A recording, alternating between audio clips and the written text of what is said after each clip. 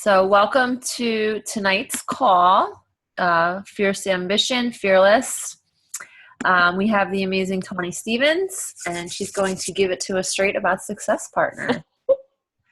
Hello, Tawny. Well, hello. All right. Am I unmuted? Yes, you are. Yes. Okay.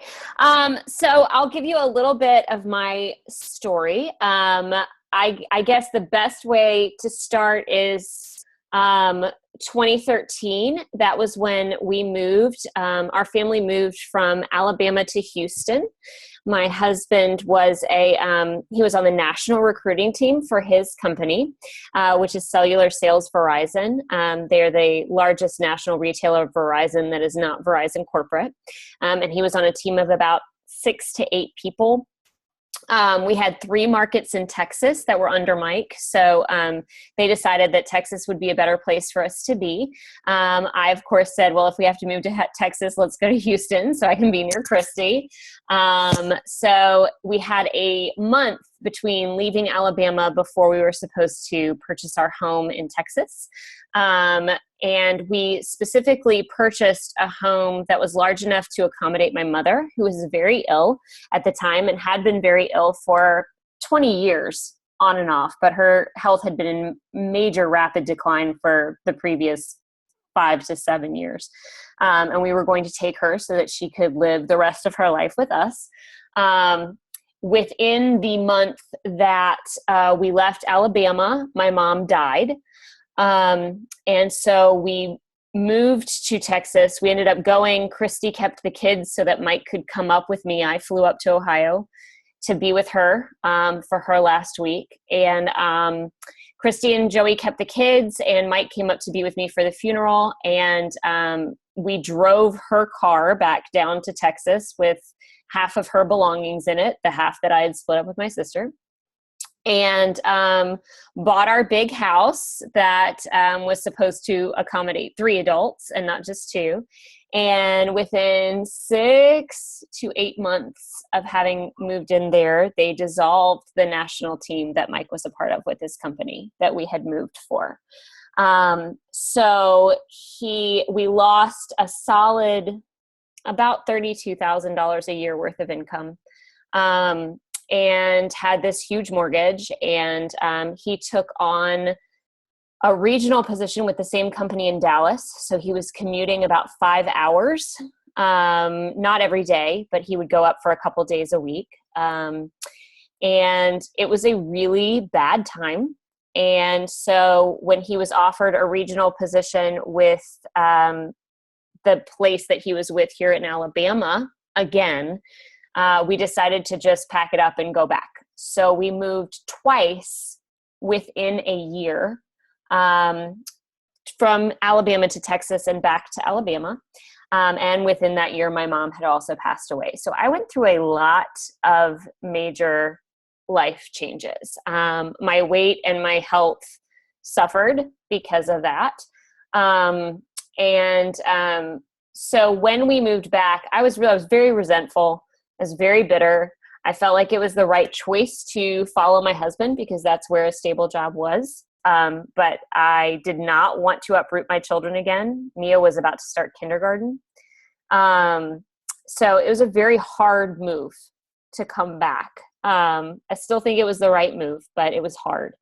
And in resettling here in the middle of that depression, not really dealing with the grief of my mom, not really knowing how all of that worked, and losing money on both moves.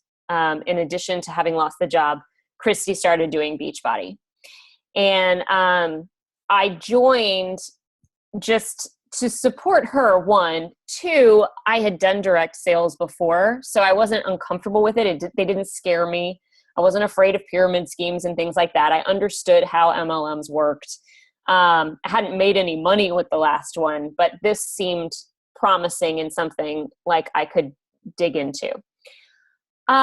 So fast forward 2 years, I'm almost at my 2-year anniversary. I started doing programs 2 years ago, but I think I officially became a coach in October. It was whenever Beehive ended, because I used the paycheck from Beehive to buy my first official challenge pack. So basically, I started this, and this kind of, I started this as a way to lose some weight, and as a way to support my friend, and see what I could do with it. And my leadership skills and stuff definitely started to come into play. It was a better situation than what I had done before. But it's a tricky thing when your best friend is your upline coach. Because Christy and I talked all the time about business. And so in my mind, for the first year or so, Christy was my success partner. Like whatever success partner was supposed to be, Christy was it, because we always talked about business. I told her the things that I was working on. But what you have to realize, I hope, Christy, I tried to think about what I was going to say, so don't be embarrassed by any of it, because, shit just kind of comes out of my mouth sometimes. But we are two very powerful personalities. We are two leadership personalities. And you're going to disagree with me probably. But in our friendship, which has lasted 20 years. I couldn't hear anything you just said. That's why okay. we're laughing. Okay, good. Great. Never mind then. Did I freeze? Or you just couldn't hear it? No? Okay, everybody else could hear it. Yeah. Okay. Well, for two very powerful personalities to be best friends for 20 years, I still kind of defer to Christy. Like, she's still kind of like, I'll go with what she says on something most of the time. And so what I was realizing was that I wasn't really coming into my own, because I was still always concerned about what she thought or what she had to say or what her opinion of me would be based on what I did. Like, there was always sort of that need for approval from someone that I loved. And so it was kind of freeing when I realized Christy went and found another success partner. Like, Christy found out way before I did that she needed something else. And that was actually great, because by the time that I figured that out, I was in a place of saying, why am I really here? Am I here because I don't want to leave and disappoint my friend? Or am I here because this is something that could actually be lucrative for me? And what I came to was that it's something that's actually lucrative for me. But what I needed was a success partner. What I needed was somebody that I really didn't care about their friendship.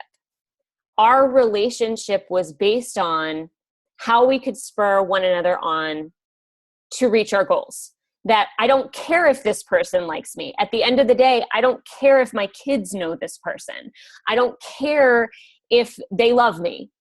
Because I have a great need to be loved and to be accepted by the people in my life. And so when I got into this breakout session at Summit that was about success partners, this was my biggest light bulb moment. And so that's why I wanted to share it with you, because I suddenly realized that claiming your success partner is really claiming ownership over your work. It's saying, I'm going to find someone that is completely independent of the other stuff going on around me, and I'm going to have an added resource to help me reach my goals and to move things forward. And so that was a huge, huge wake-up call for me. So I have 3 tips, and I'm going to go somewhat off of what they said, and then I'm going to go a little rogue. So the way I kind of titled this is, how are you utilizing your success partner to help move your business forward? So the first step is, how do you find one?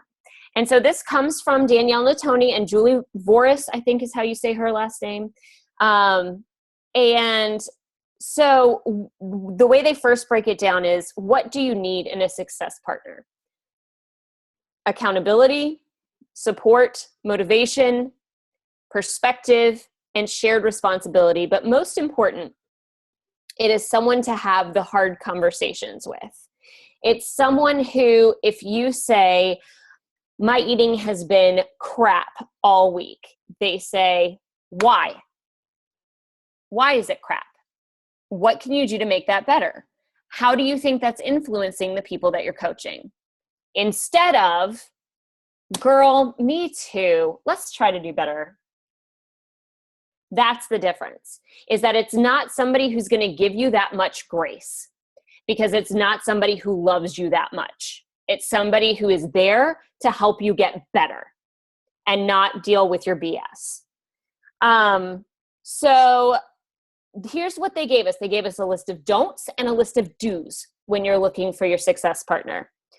Do not find one solely based on rank. Don't think anybody is too low of a rank for you, and don't think anybody is too high of a rank for you.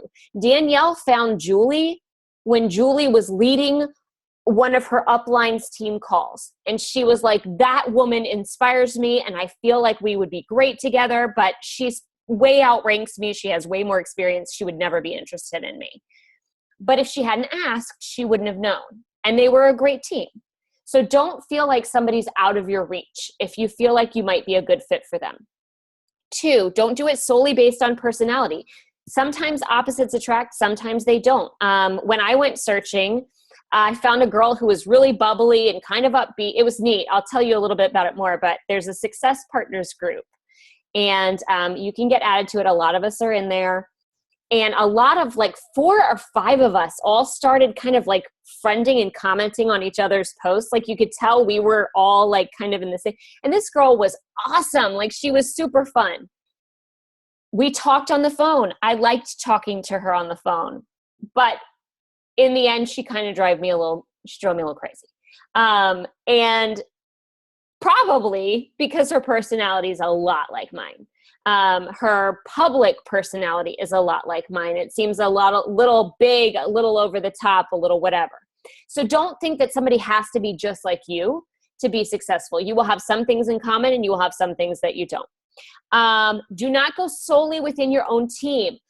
Something that has been amazing since I found my success partner is she's on a completely different upline from me.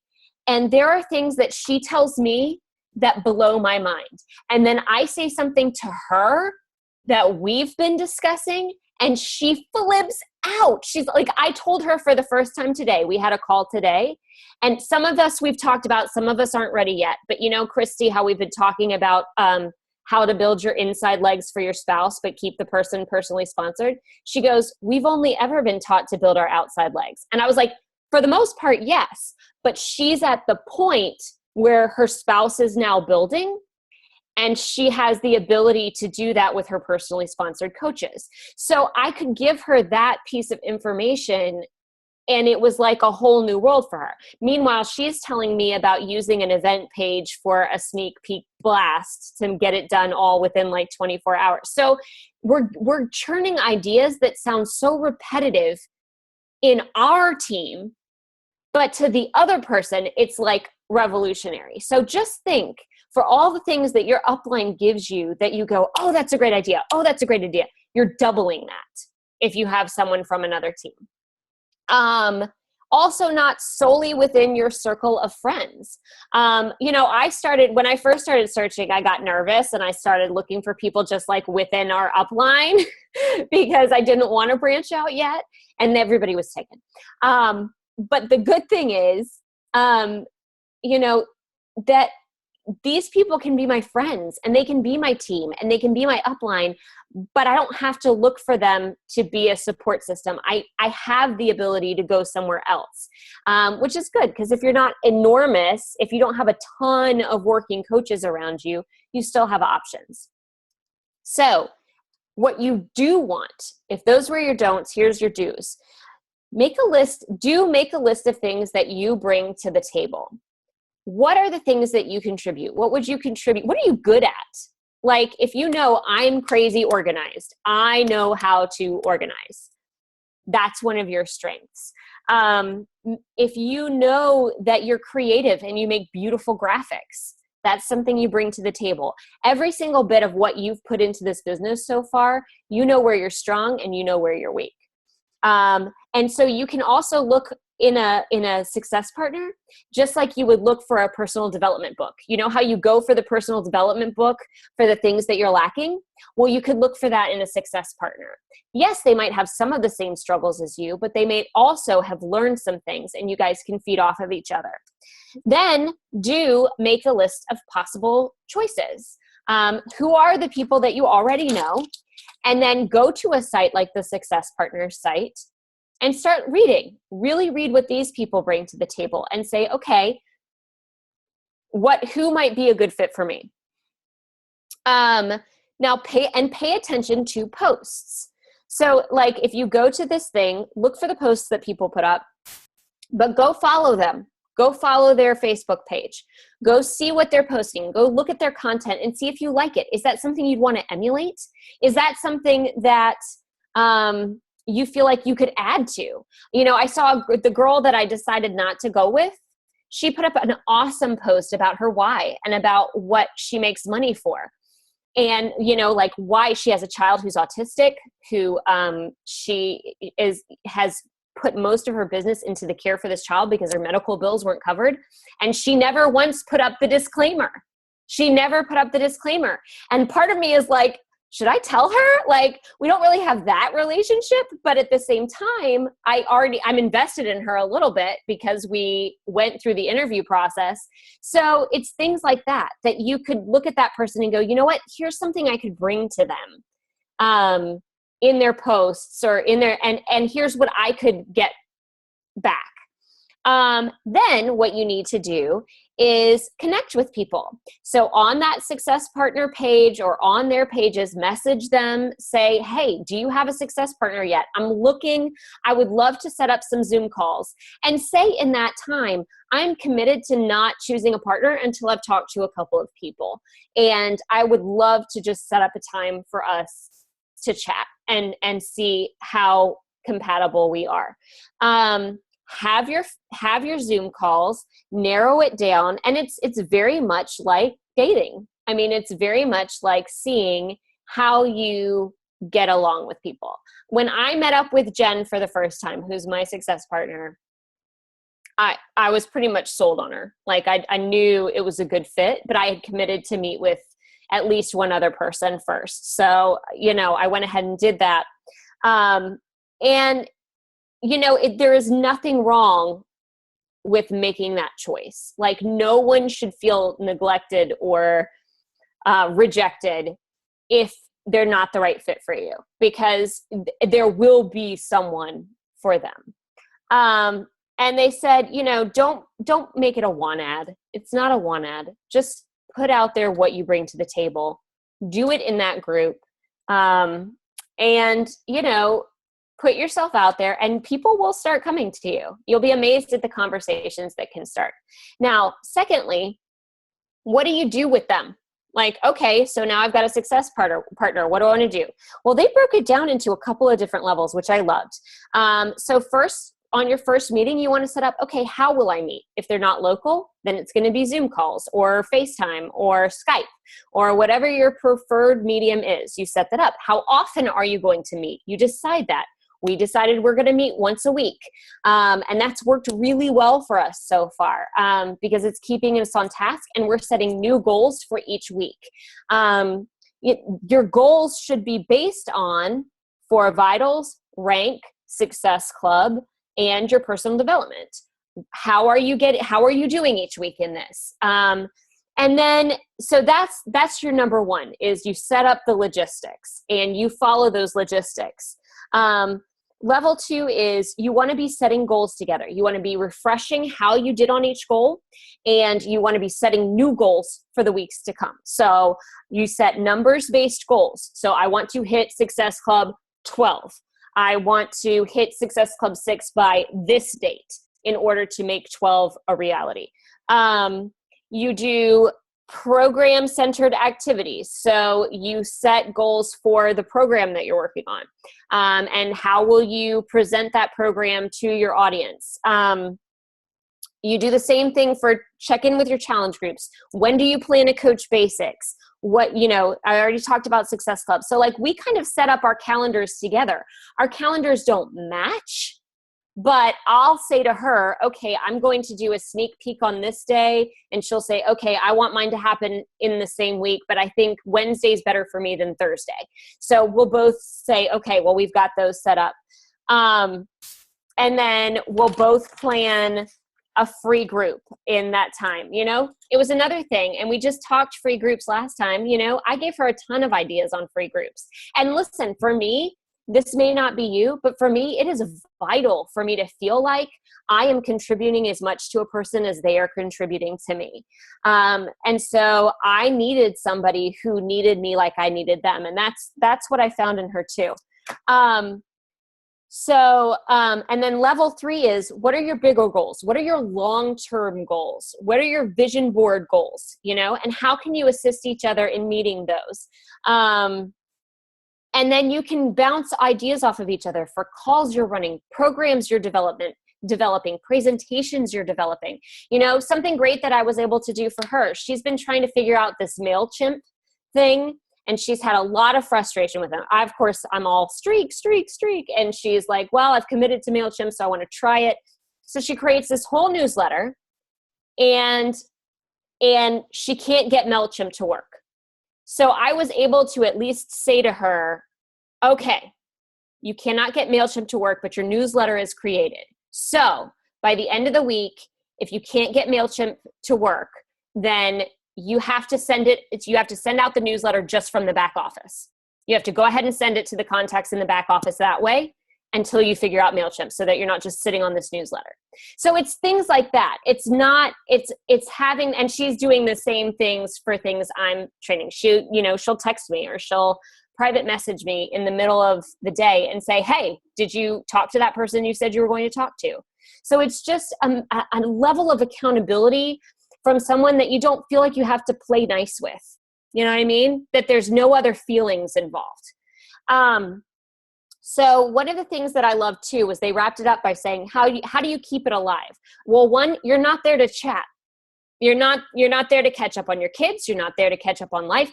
You give yourself 5 to 10 minutes at the front of your Zoom call, and you say, okay, we'll talk about life for this 5 to 10 minutes. Oh, my kid got strep throat last week, or, oh, I'm celebrating because this one had a birthday, or whatever. But you're not there wasting an hour of your conversation doing friend chat.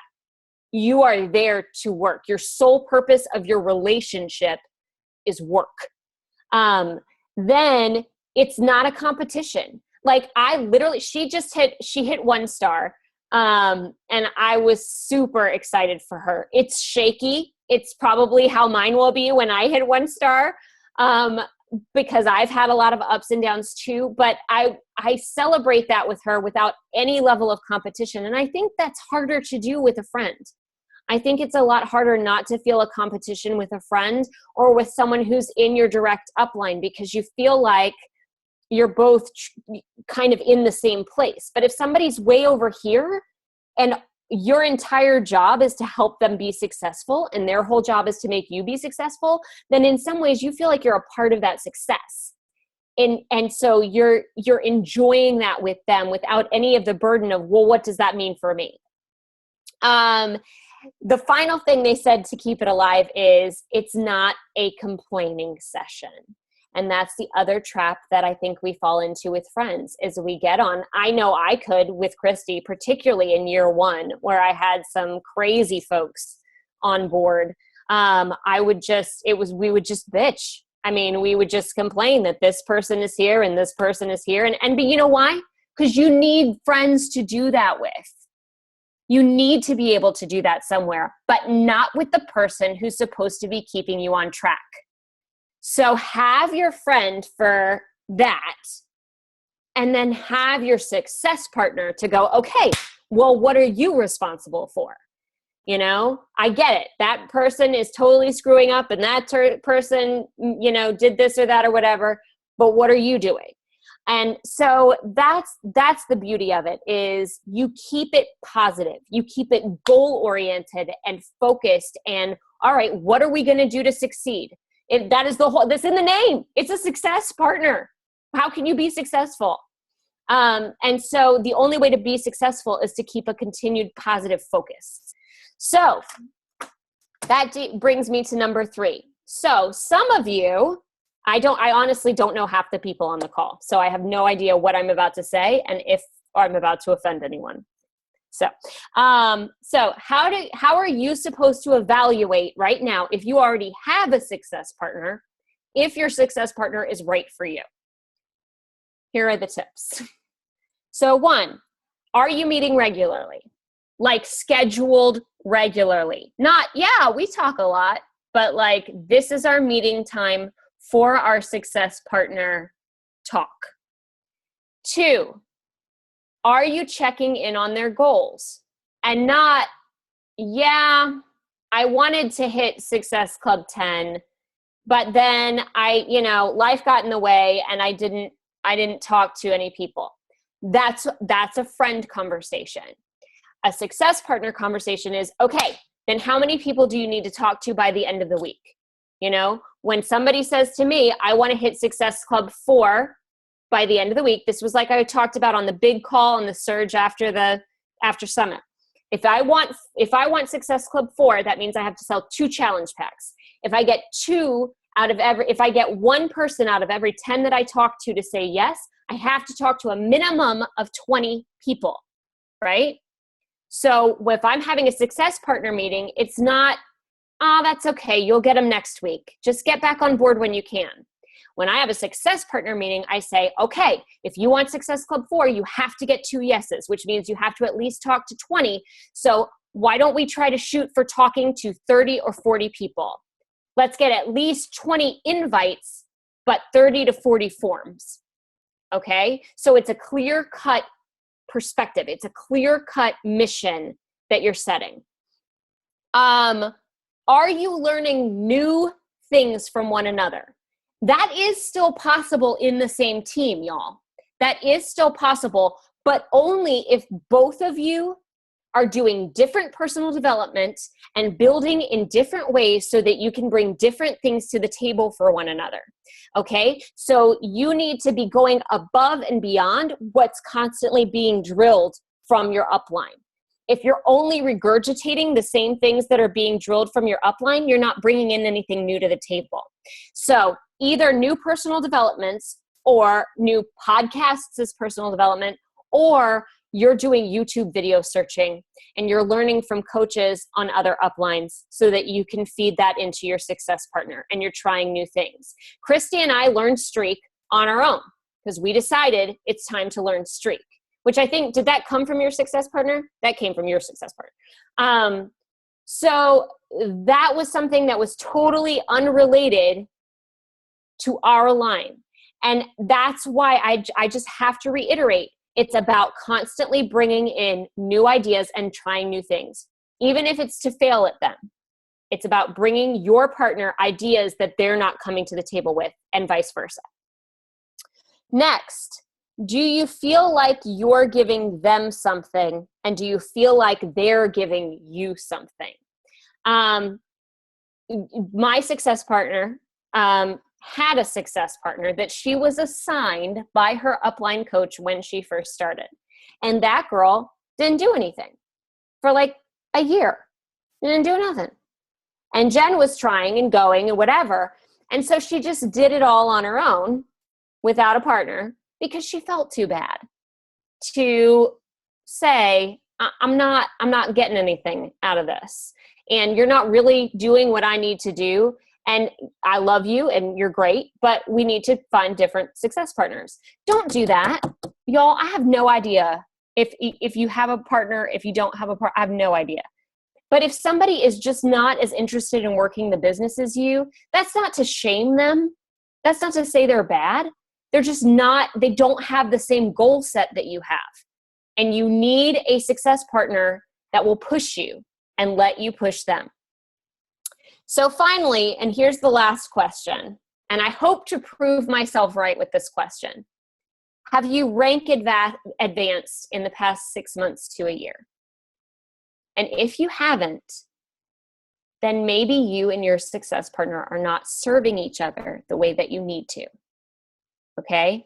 The whole purpose is to push one another. The whole purpose is to go further in the business than you have been able to do up to this point. And if neither of you has, then that's a problem. You know, I think there were definitely times I did not do everything that I could do in my business. And I was either too ashamed or too in need of approval from Christy or too prideful to want to let my best friend push me like that. And so having her, or even just giving her that title, even though we weren't doing any of the stuff with it, was holding me back, let alone holding her back. And she wasn't going to let it hold her back. She went and found somebody else. But I was suffering from that because I didn't know how to break out of that mold.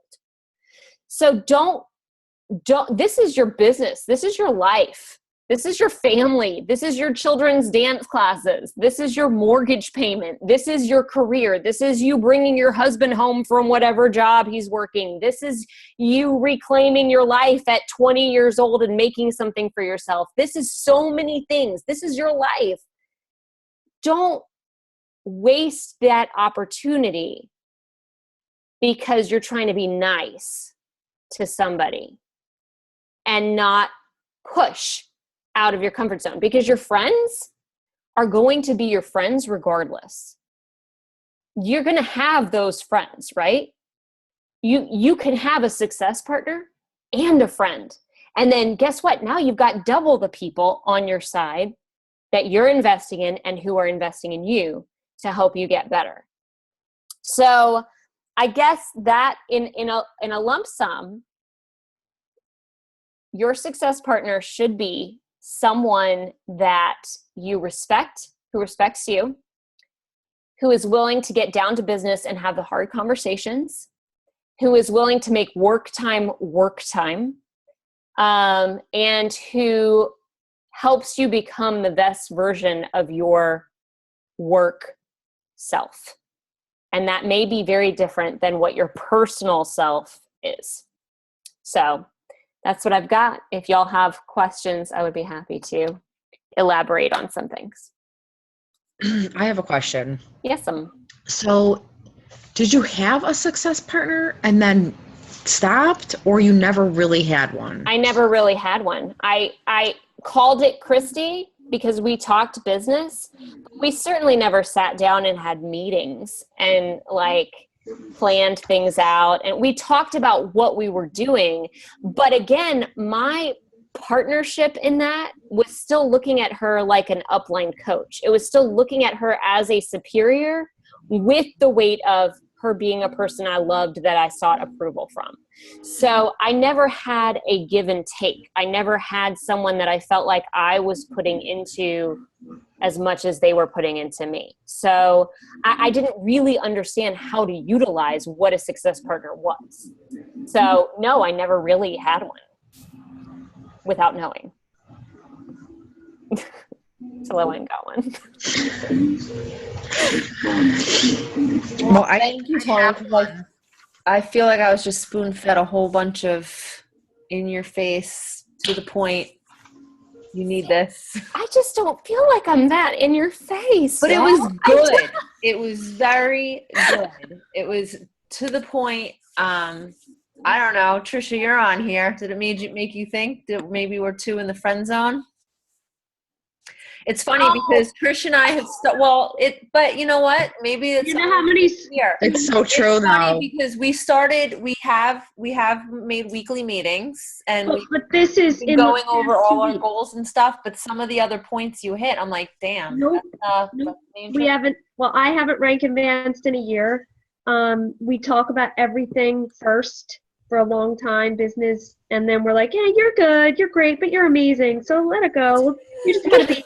You're beautiful. Like, it's all good. I mean, at first I was like, oh, Trish and I are doing good because the last couple weeks we've had our calls. We talk a little bit personal first, and then we get down to business. We set our goals, and I'm like, oh, we're doing good. But then you hit a couple of points. I'm like, shit. Yeah. I have one that I got from that success that group, Mm-hmm. and I just don't feel like it's working for me. It's just not working for me. Like, I need something different, something more, something else. Are you guys meeting regularly? No. Okay. Well, I We mean, were. yeah. So Something start with that. always comes up, and it's like, I don't know. Start with that, you know, and say, hey, where are you at? Where are you at in this? I'm feeling like I need a little more time with someone, a little more focus with someone. Are you feeling that way too? We're still in that group, because you're still in that partner seekers group, say, do you want to go and kind of talk to some other people and see if they might be a better match? Because it can change. Like that's something that I didn't say. But like there is, I'm sorry, I got distracted. Yes, Maureen does look really pretty tonight. Everybody take a minute to notice how pretty Maureen looks. But like this can be a changing thing. Like the person doesn't have to be your success partner forever. Like it just has to be what works for right now. And would I love it if Jen and I work out for years and years to come? Absolutely. But if it doesn't, that's okay. It's just a matter of what works this year, this 6 months. Are you getting everything that you need? And if not, what do you have to change? What conversation do you have to have? And you might turn into me and Trisha. We were all business in the beginning. Well, I mean, I feel like we did groups, we were on each other. We talked about our coaches. We asked each other for opinions on how to handle things. And then it got friendship. Now you guys are friends. Yeah, and it's very hard. And I've had many people point out to me, the importance of a success partner in the past year. And, you take for granted that it's you because it's comfort. And Tawny and Christy, it's comfort, it's love, it's, nurturing rather than get shit done. Well, and I think that the thing is that if you guys decide, hey, let's give this a year and let's go see if we can find another success partner. Here's the thing. You guys love each other now, right? So if you go find a success partner and you and your success partner kick each other's butts and you get up to some, big star rank or whatever, you're going to be happy for one another, right? Like you want each other to be successful. So why not? Who cares? What do you have to lose at this point by gaining an extra person to invest in your life? Because guess what? Y'all will still have phone calls where you talk about stuff. Like it's not like, okay, well, we're not success partners anymore, so I guess we can't hang out.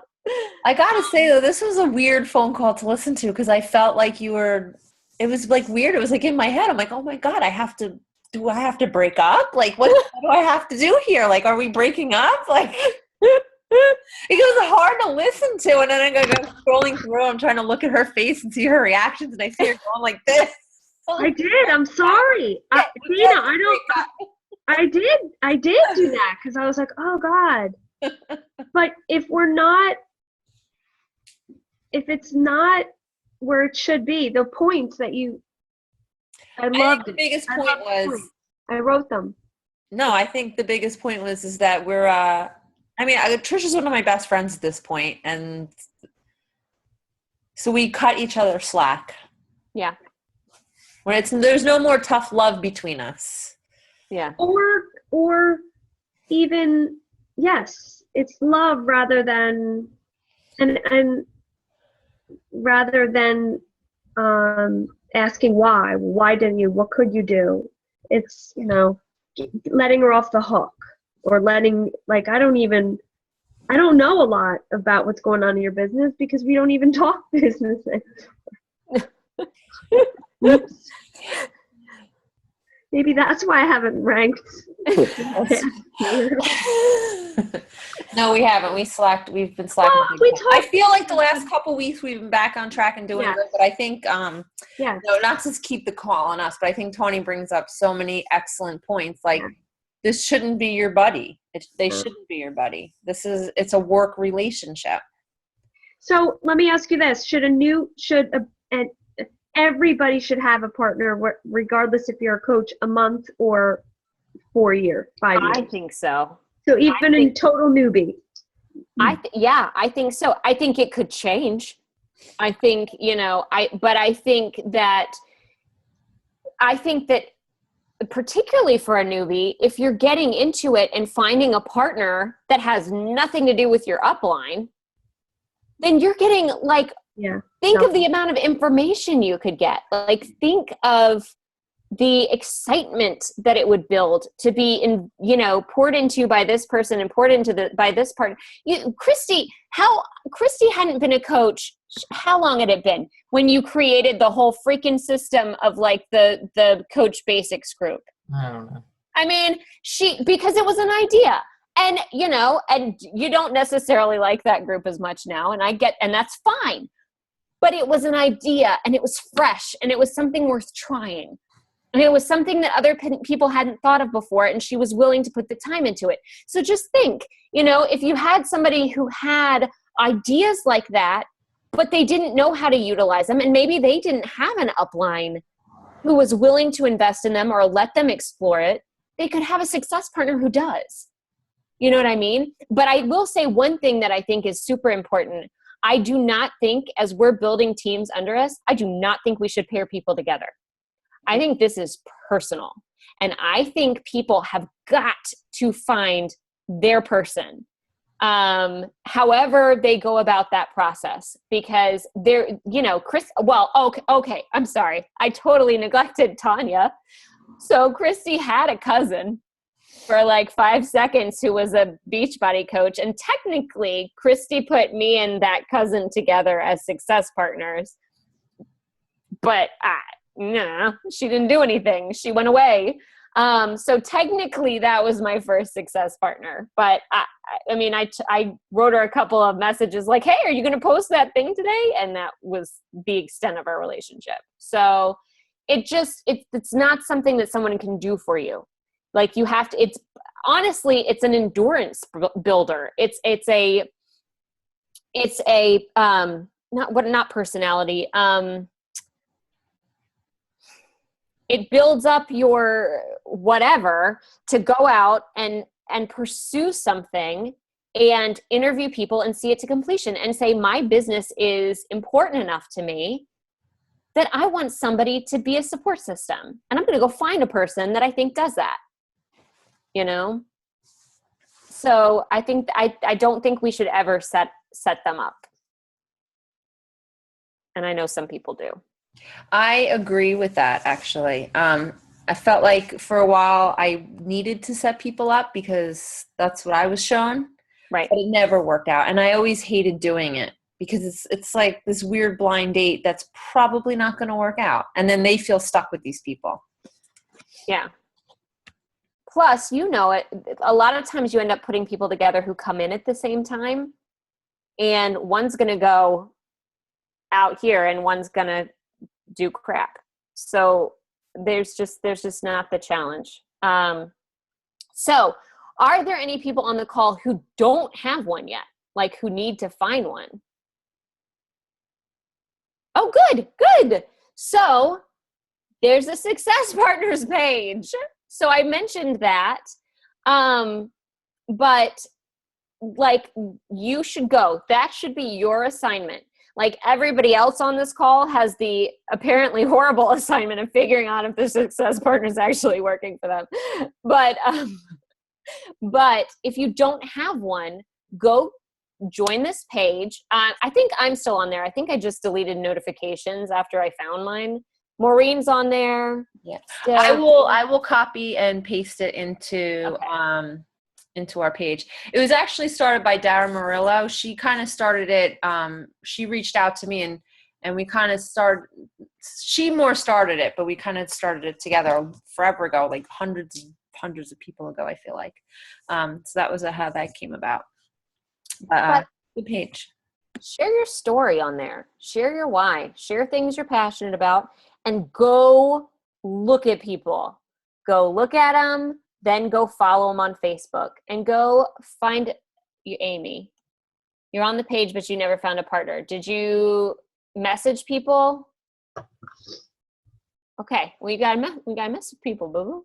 You can't just jump on there and expect a miracle to happen. You gotta wine them and dine them a little bit.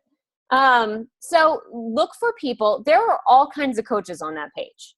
You list your strengths, you put up your information, and then you go read through. And here's what I did.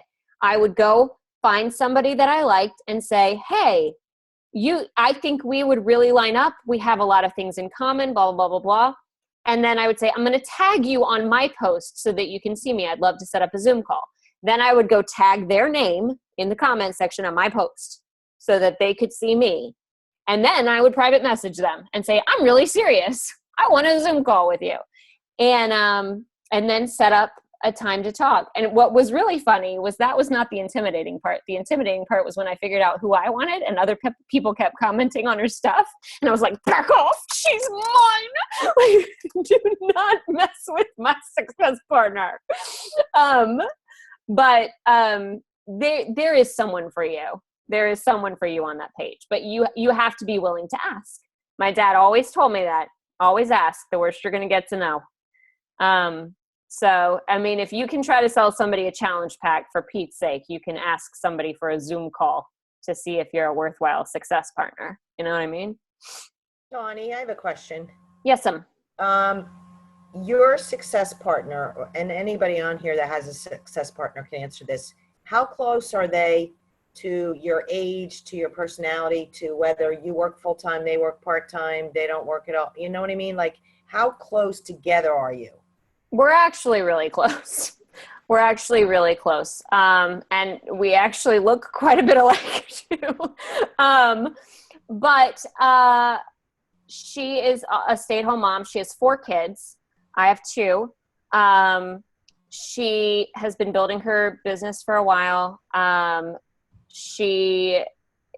They struggle financially like we do.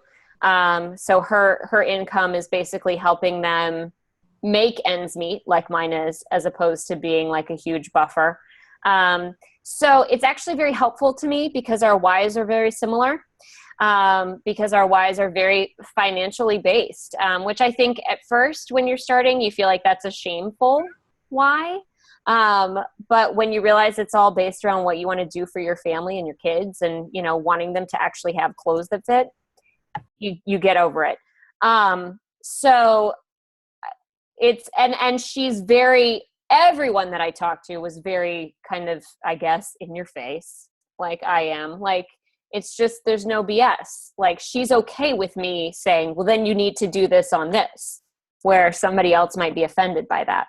And she can say things the same way to me. So I think more than anything, you need somebody who can talk like how you talk, who can give you criticism like you accept it. And be willing to receive it that way too. I don't know. Anybody else? I don't really have that with mine, but I feel like yes. It shouldn't be somebody like, I don't know, I guess my experience thus far has been I'm out there, right? And I just feel like this person's not. Like, she's not really in my face. We don't really, I've tried to check in with her, and it just, I think you got to have somebody that like meets you personality wise versus I mean, I guess opposites could attract, but I feel like there's got to be similarities, at least personality wise, and then maybe they have like more organizational skills than you, so they can give that, like, I don't know. I think that you need to have that. Otherwise. Well, you might need to have that. Yeah. Yeah. I feel like I do. Not so much of like, but a strong Strong personality. Yeah, I think the most important thing for me, this is a little off of that question, but I know we're getting late on time and we need to go. The most important thing for me is that don't overlook the importance of the success partner and how much of a role they can play in spurring you forward. Because I feel like I was underutilizing success partners even more than personal development. And once I got personal development on track, I went, holy crap, I need somebody to bounce all of this off of. You know what I mean? And I realized I didn't have it. So I would just say, don't let yourself go a long time making life harder than it has to be when you could have a whole added resource to keep you moving forward. Don't neglect this whole extra key to the business. Is what I would leave people with. So. Well, thank you, Tawny, because that was an awesome call. One thing that you said at the end, which doesn't have anything to do with Success Club partners, but how you said if your why is financial, it's, what did you say? It seems kind of shameful. Right. Which I think is just ironic. Not ironic, but it's funny. Like, why can't we make money just because we're in health and fitness, but somebody selling like candles or, or makeup or whatever it is, be in it for financial reasons. So, I mean, that was just one little takeaway from the one thing you said. Like, it should never be shameful that you do make money doing this. Like, nobody should make you feel bad that you run a group and maybe you want to make money running that group. Like, so yeah. You should never feel guilty about receiving an income for doing this. But anyway, I know, because I know we all do, right? Like, oh no, like I only get like a little tiny bit. The group is free, I swear. Yeah. But anyway, okay. That was an awesome call. I really liked it. You gave me a lot to think about. I feel like I have to have a sit down with my SP now. I know. You guys kind of had to come to Jesus right here. I feel like we have to figure it out. Are we going to it's like make things work and get some counseling, or are we going to You're not breaking up. You're still friends. You still have a relationship. This break is a breakup. Can you imagine, Dana, if we found two people not in our lives that we could add value to all these other people? Seriously. Like, you're a leader on this team. If you found some random girl that had nothing to do with our upline, can you imagine the wealth of knowledge you could bring back to us? It's fantastic getting out of the bombshell. Yeah, we hear the same thing because we're all obsessed with our Bombshell Dynasty team, which Dana and I have said since day one, we are very lucky to be a part of it. But we also see now this top 10, there's 8 other people that are not Bombshell. They have to have some sort of information that we don't have. Well, it's not just that though. Here's what's getting in my brain, y'all. It's not just what they have to offer on the other team. It's not just, okay, well, I can take their information and process it. Just like, we have ideas. We have things inside of us waiting to just like come alive. But maybe it's not going to get sparked by our upline. Yes. Maybe hearing this tidbit over here and we go, holy crap, I just had a great idea for such and such. And then not only do you get to benefit from that and your downline, but then your success partner's whole downline gets to benefit from not from a Bombshell Dynasty idea, not by this other idea, your idea that wouldn't have happened if you hadn't gone outside your box. Right. You know, like, and when you add value, you grow. Let's be real. When you teach someone, you grow. That's when you're adding value, you grow as a person. Okay. Wow. Interesting. Great. I never, ever thought about this. Wow. You hit it on the nose when you said what you were underutilizing the benefit of this. That's funny. All right. They're dropping like flies. Yeah. Let them go. All right. Thank you, Tawny. Absolutely. Have a good night.